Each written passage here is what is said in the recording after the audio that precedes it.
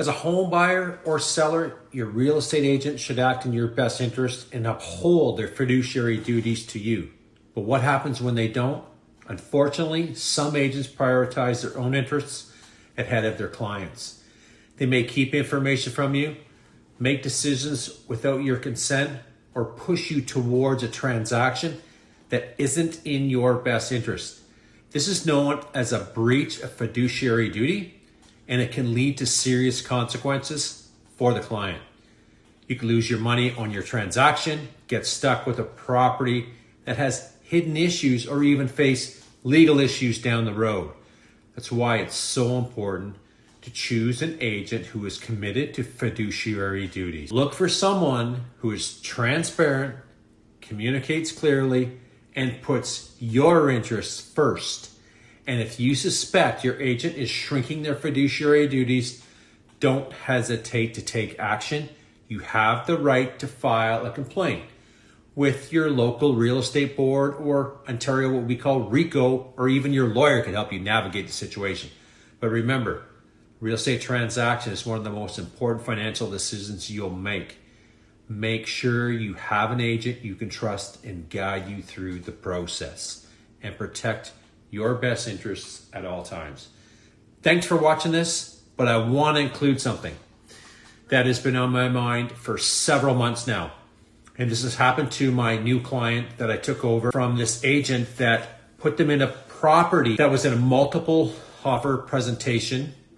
The agent repped for the buyer and repped for the seller. So they have dual agency, it's called. 6 offers. Agent communicates to my new client and says, by the way, you need to go $100,000 over to get it. So my new client does. Long story short to that, she was a successful bidder on the property.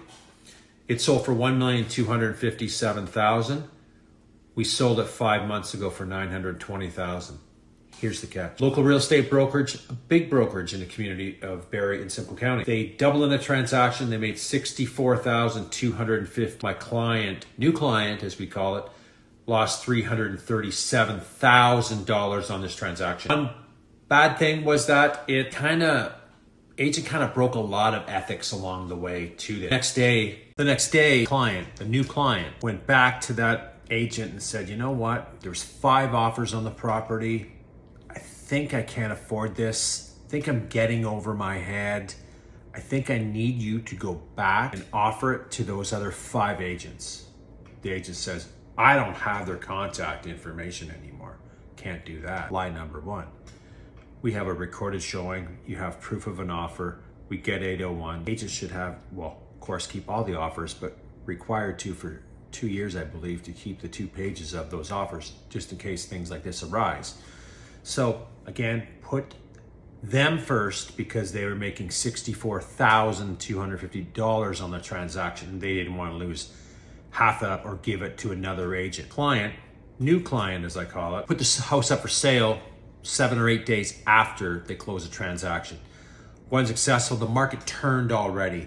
And I'm not saying that it's the new buyer's fault or client's fault because they went in multiple bids. I'm pissed at the lack of professionalism that happened, breaking ethics violations. You can't disclose offers, and putting themselves in a position to represent a buyer and a seller make 60 when they knew weren't upfront about maybe, hey, maybe you're right, I can't afford it. Let me go back. Let me get you out of this mess. I wish she would have never closed on the transaction because she's lost a ton of money. And this has been going on in the industry for several years now, and it is only getting worse. As the industry goes, as new people come into the market, we're seeing it more and more and more and more. You as a public have a choice who you work with. I encourage you to do your due diligence and not just work with anybody or, oh, I have a friend that will represent me for 1%. How well do you know them? How long have they been in the business? Are they full-time in the business? Do they have a track record, et cetera, et cetera?